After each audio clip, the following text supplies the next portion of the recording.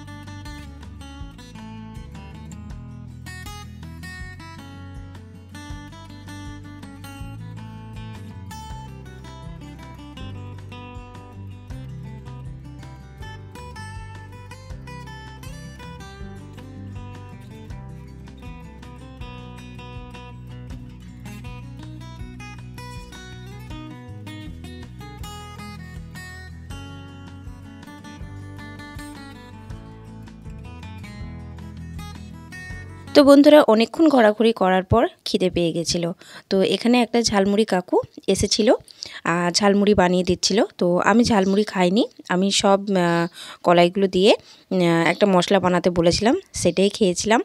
দারুণ টেস্টি হয়েছিল, ঝাল দেওয়া করেছিলাম একটু, দারুণ লাগছিলো খেতে। তো বন্ধুরা চলো ভিডিওটা এখানেই শেষ করে দিচ্ছি।